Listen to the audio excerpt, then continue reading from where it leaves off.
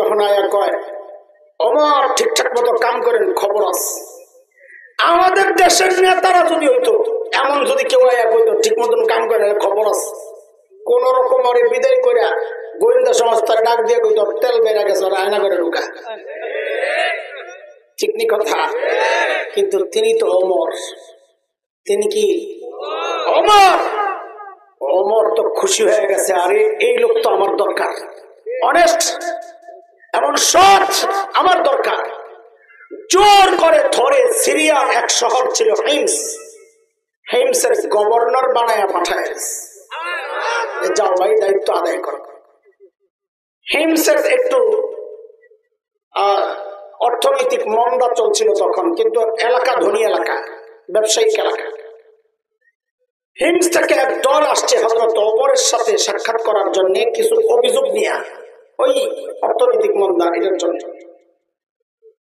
হযরত ওমর তাদেরকে বললেন, তোমরা একটা কাজ করো, হিমসের গরিবদের একটা লিস্ট দাও আমারে, আমি বাইতুল মাল রাষ্ট্রীয় কোষাগার থেকে তাদের জন্য কিছু বরাদ্দ দিয়ে দিই। বেটারা সুযোগ পাইয়া লিস্ট একটা করছে লম্বা, নিয়ে হযরত ওমরের কাছে জমা দিয়েছেন, ফুকারা ও হিমস, হিমসের গরিবদের লিস্ট। হযরত ওমর লিস্টটা হাতে নিয়ে অবাক হয়ে তাকায় আছেন। কেন? দেখেন যে লিস্টের শুরুর দিকেই হিমসের গভর্নর সাঈদ ইবনে আমের আল জুমাহির নাম। সাঈদের আমর জানতে চাইলেন, আমি এরকম ফাঁকে এরকম কি ব্যাপার, তোমাদের গভর্নর বুঝি গরিব মানুষ? হিমসের লোকেরা জবাব দিলেন, বালা আমি অরুণা আফকরুনা, আমাদের গভর্নর শুধু গরিব না, হিমসের মধ্যে সবচাইতে গরিব। আয় আল্লাহ, এই খবর শুই না হযরত ওমরের হৃদয়টা ঠান্ডা হয়ে গেছে খুশিতে। 1000 স্বর্ণ মুদ্রা প্যাকেট করে দূত মারফত পাঠিয়ে দিয়েছেন, যাও আমার পক্ষ থেকে আমার সাইদকে এটা হাদিয়া দিয়ে আসো। কত? 1000 কি স্বর্ণের মুদ্রা? 1000 বুঝেন কিছু হিসাব? সুবহানাল্লাহ। 1 স্বর্ণ মুদ্রা বাংলাদেশি মানে হিসাবে, যেটা আর কি গ্রামের হিসাবে, হানাফি মাযহাব মতে 3.2 গ্রাম, তার মানে 3.5 পয়সায় 1 ভরি হয় কাছাকাছি। তার 1000 স্বর্ণ মুদ্রা মানে 350 ভরি, 1 লাখ টাকা করে ভরি হইলেও তো 3.5 কোটি টাকা। 1 লাখ তো নাই, বেরিয়ে কপাল বলছে, অন্তত 1.5 লাখ টাকা। সুবহানাল্লাহ। এই বিশাল অঙ্কের হাদিয়া যখন হযরত সাঈদের কাছে পেশ করা হয়েছে, আরে দুনিয়া বিমুখতা কাকে বলে দেখেন। হযরত সাঈদ প্যাকেটটা খুলি যখন বুঝলেন এই বিশাল অঙ্কের হাদিয়া তার জন্য, তিনি সাথে সাথে প্যাকেটটাকে ছুঁড়ে মেরে চিৎকার দিয়ে বলে উঠলেন, ইন্না লিল্লাহি ওয়া ইন্না ইলাইহি রাজিউন। কি বলছে? হাদিয়া পাইলে ইন্না লিল্লাহ পড়ার কথা না, আলহামদুলিল্লাহ। আপনারা কি পড়তেন জানি না, আমার ইমানের যে অবস্থা, এমন একটা পটলা যদি পাইতাম রে ভাই, লাভ দিয়ে ভিতরে যেতাম না। বউরে কইতাম আলহামদুলিল্লাহ পড়ো, আমিও পড়তাম আলহামদুলিল্লাহ, খতম সারি করতাম। বিশ্বাস না হইলে দিয়ে দেন না। আল্লাহর নবীর সাহাবী কি পড়ছে? এমন ভাবে ইন্না লিল্লাহ পড়ছে, ভেতর থেকে বউ গেছে ডরাইয়া, কিরে মদিনা থেকে দূত আসছে, না জানি কোন দুঃসংবাদ নিয়ে আসছে, আল্লাহ জানে।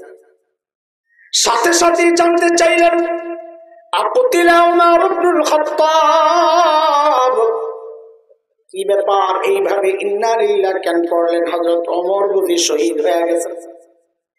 হযরত সাঈদ জবাব দেন, না না, ঘটনা তা না, বরং তার চেয়েও মারাত্মক, তার চেয়েও।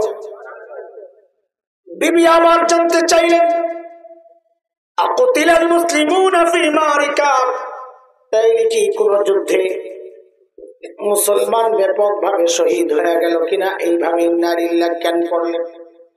হযরত সাঈদ জবাব দেন, না না, ঘটনা তাও না, বরং তার চেয়েও মারাত্মক। বউ কয়, তার চেয়েও মারাত্মক ঘটনা কি হবে? আরে না জানি আমার জামাইয়ের কল্লাটা নিতে পারে। আরে বলেন না, আমার তো কলিজা শুকায় যাচ্ছে, কেন এইভাবে ইন্না লিল্লাহ পড়লেন? আল্লাহ আল্লাহ আল্লাহ। হযরত সাঈদের জবাবটা দোস্ত, কিয়ামত পর্যন্ত যদি কেউ জাহেদ হতে চায়, দুনিয়া বিমুখ হতে চায়, সাইনবোর্ড হিসাবে ছোট্ট জবাবটারে সামনে রাখলে তার জন্য কাজ চলা সহজ হয়ে যাবে করা। কেন তিনি কি বললেন, কেন ইন্না লিল্লাহ পড়ছেন?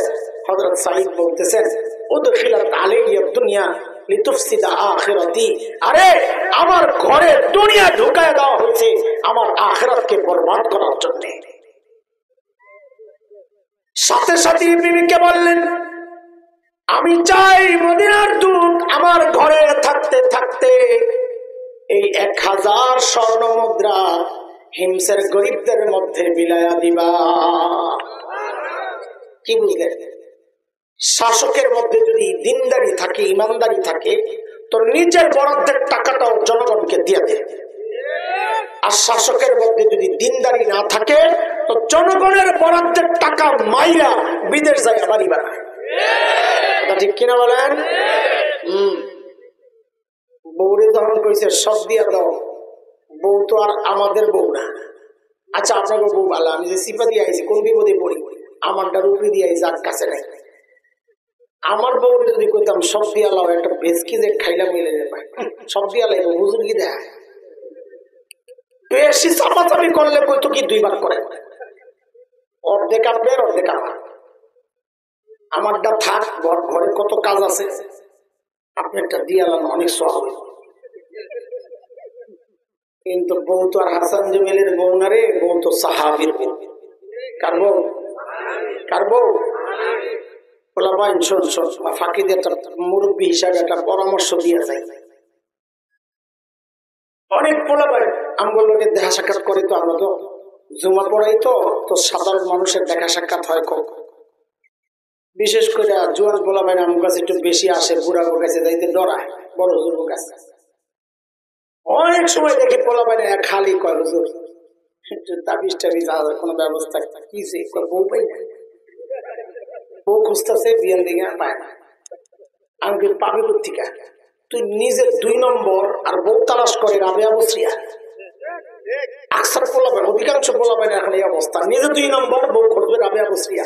আল্লাহ কি জালেম রে বেটা, তোর মতন 2 নম্বরের কাছে রাবেয়া বসরিয়ার মতো নেককার মেয়েটারে পাঠায় অনেক ঠকাবে। তুই 2 নম্বর বউ তালাশ কর, 2 নম্বর দেখবি বউর অভাব নাই। এই জন্য বিয়ের সময় কাজে লাগবো একটা পড়া মুখস্থ করে রাখ।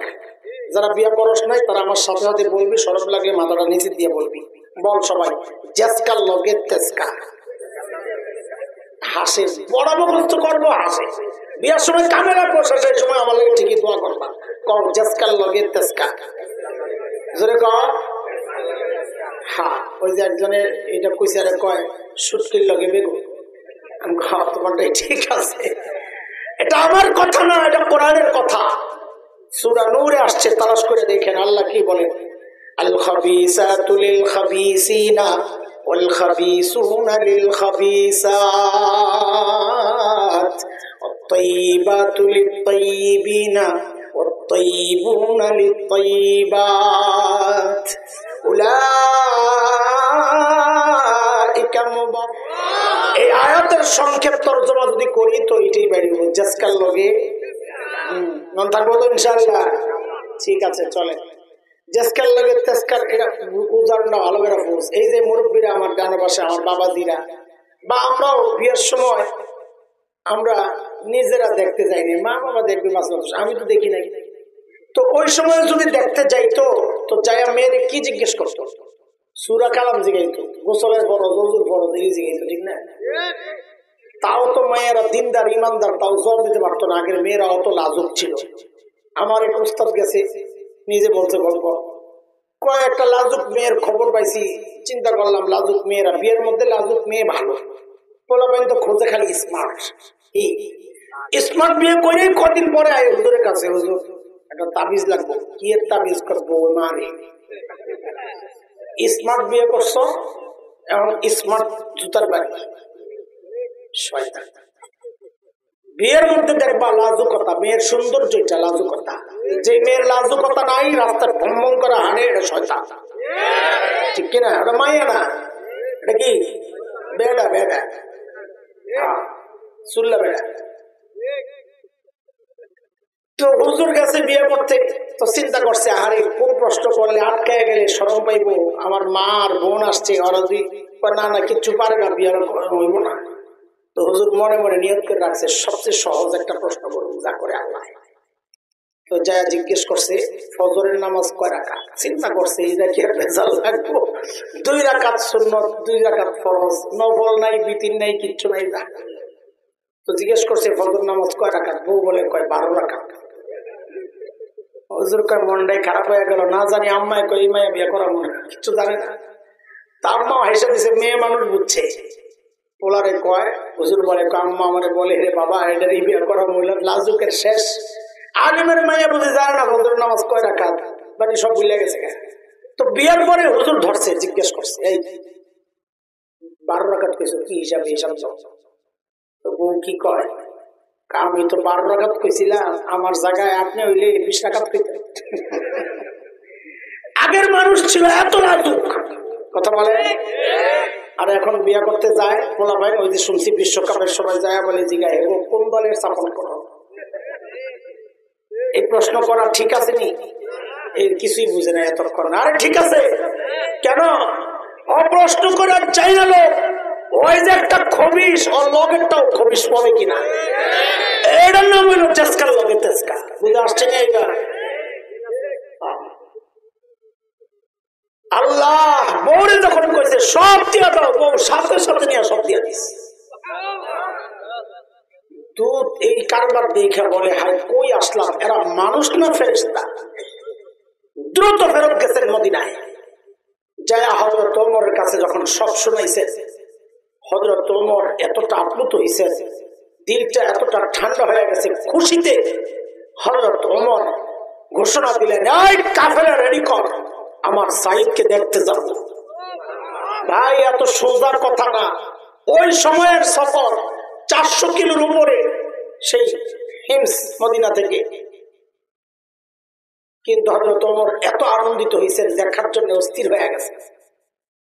সাইয়েদনা ওমরের কাফেলা যখন হিমসে ঢুকে, গোটা হিমস যেন ভেঙে পড়ে। চারদিক থেকে হাজারো মানুষ ছোটে ছোটে আসছে। কেন? আরে মদিনা থেকে আমাদের আমিরুল মুমিনিন আসছেন, আল্লাহর নবীর শ্রেষ্ঠ সাহাবী ওমর ইবনুল খাত্তাব আসতেছেন এক নজর দেখার জন্য। হযরত ওমর বসা, পাশে সাঈদ ইবনে আমির। সাইয়েদনা ওমর চিন্তা করলেন, সাঈদকে আমি তো ভালো জানি, কিন্তু জনগণ কি বলে? অনেক সময় দেখা যায় নেতার কাছে নেতা ভালো, কিন্তু পাবলিক দেখতে পারে না, হয় কিনা? সাইয়েদনা ওমর ডাক দিয়ে জিজ্ঞেস করলেন, এই হিমসের মানুষ, তোমাদের গভর্নরের বিরুদ্ধে কারো কোনো অভিযোগ আছে? থাকলে দাঁড়ায় যাও। বাপরে বাপ, 6-7 মাস আগে আপনার এলাকায় আইসা যদি কেউ জিজ্ঞেস করতো, এই তোমাদের নেতার বিরুদ্ধে কারো কোনো অভিযোগ আসেনি, আপনারা কি করতেন? মাথাটারে নিচের দিকে দিয়া বলতেন, না না দাঁড়াবো না, অভিযোগ আছে কিন্তু দাঁড়াবো না। কেন? এখন দাঁড়াইলে সকালে শুয়া পড়া লাগবে। ঠিক নি কথা? ঠিকটা ওজরে বাইরে হয় না, এমন ডর ঢুকছে। আরে নাই তো, ডরান কি জন্য? আল্লাহ আল্লাহ আল্লাহ, মাশাআল্লাহ। হযরত ওমর যখন বললেন কারো অভিযোগ থাকলে দাঁড়ায় যাও, লাভ দিয়ে ঘোড়া দাঁড়ায় গেছে। আছে বাপরে বাপ, সাহস কি দেখছেন নি? দেখা দেখি আরো 3 জন দাঁড়ায় গেছে। হযরত ওমর তো অবাক, কিরে কারে দেখতে আসলাম, ওর বিরুদ্ধে দেখি অভিযোগের শেষ নাই। দাঁড়াইছে যেহেতু জিজ্ঞেস তো করা লাগে, কেন দাঁড়াইছে বলেন, আপনার কি অভিযোগ? প্রথম জন দাঁড়ায় দিছে মারাত্মক এক অভিযোগ, বলে আমিরুল মুমিনিন, আমাদের গভর্নর মাসে 1 দিন অফিসে আসে না। মাসে কয়দিন? কয়দিন? মাসে বলে 1 দিন আসে না অফিসে, এটা হলো অভিযোগ। আর আমরা তো সপ্তাহে ছুটি কাটাই 2.5 দিন, তাও মাঝে মাঝে হাজিরা দিয়ে আবার গায়েব হয়ে যায়। কথা ঠিক কিনা কর? হযরত ওমর তো রাগ হয়ে গেছে, সাঈদ জবাব দাও, কেন তোমাকে মাসে 1 দিন পায় না জনগণ? কেন? আল্লাহর নবীর সাহাবী আসামের কাঠগড়ায়, ধনী এলাকার গভর্নর, সময়ের সেরা ধনী হওয়ার কথা, ঠিক না? তিনি দাঁড়ায় জবাব দিচ্ছেন, কেন মাসে 1 দিন অফিসে আসে না? বলে আমিরুল মুমিনিন, আপনি তো জানেন আমি গরিব মানুষ, এই যে আমার গায়ে 2 টুকরা কাপড় দেখছেন, একটা লুঙ্গির মতো করে পরা, আরেকটা চাদরের মতো করে জড়ানো, আমিরুল মুমিনিন আমার না এই 2 টুকরা কাপড় ছাড়া আর কোনো কাপড় নাই। বলে আরে মাসে অফিসে একদিন কেন আসো না, সেটা না বলবা? বলে 1 মাস এই 2 টুকরা কাপড় পরতে পরতে পরতে পরতে দুর্গন্ধ হয়ে যায়, নিজেরও কষ্ট হয়, আমার কাছে যারা আসে ওদেরও কষ্ট হয়, তাই মাসে একবার উপরেরটা ধুইয়া দিই, শুকায় গেলে নিচে পড়ি, নিচেরটা ধুইয়া দিই, শুকায় গেলে উপরে পড়ি। আমিরুল মুমিনিন এই কাজটা করতে করতে আমার একটু দেরি হয়, বেলা একটু উপরে উঠে যায়, আমি আসি না এই কথা ঠিক না, আসি একটু দেরি হয়। উনি হয়তো সকাল সকাল এসে আমাকে না পেয়ে ভেবেছেন আমি আসি না, না না আমি আসি একটু দেরি হয়। হযরত ওমর তো বুঝছেন অভিযোগের ধরন কি। দ্বিতীয় জন বলেন আপনার কি সমস্যা, বলেন। ও আল্লাহ, দ্বিতীয় জনের অভিযোগ তো আরো মারাত্মক। কি বলে? আমিরুল মুমিনিন আমাদের গভর্নরের দিনে তো পাই, রাতে আর ভিসা পাই না। কি ডিউটি লইছে ওনারে, রাতেও সময় দেওয়া লাগবে। তারপরে হযরত ওমর রাগ হয়ে গেছেন, সাই জবাব দাও, কেন তোমাকে রাতে পাওয়া যায় না? কি করো? আল্লাহর নবীর সাহাবী আসামির কাঠগড়ায় কাচুমাচু হয়ে জবাব দিচ্ছেন, আমিরুল মুমিনিন এটা তো প্রকাশ করার ব্যাপার ছিল না, একান্ত বিষয় ছিল, কিন্তু এখন প্রশ্নের মুখে পড়ে গেছি, না বলেও তো পারছি না। আমিরুল মুমিনিন কেন আমাকে রাতে পাওয়া যায় না? কাসামতু হায়াতি বাইনা রাব্বি ওয়া বাইনা ইবাদি। আমিরুল মুমিনিন জীবনটারে 2টা ভাগ করছি, এক ভাগ রাতটা আমি আমার মালিককে সময় দেই, দিনটা মালিকের বান্দাদেরকে সময় দেই। কোথায় তারা, কোথায় তারা? মালিককে টাইম দেওয়ার সময় আমাদের হয় না। দুনিয়ার সবাই টাইম পায়, সংসার, পরিবার, নেতা খেতা যা আছে, এমনকি ফেসবুকও আমার হায়াতের টাইম পায়, ইউটিউব পায়, খেলোয়াড় পায়, গায়ক গায়িকা পায়, নায়ক গায়িকা পায়, পায় না কেবল আমার মালিক। মালিককে টাইম দেওয়ার সময় আমাদের হাতে নাই, ব্যস্ত আমরা।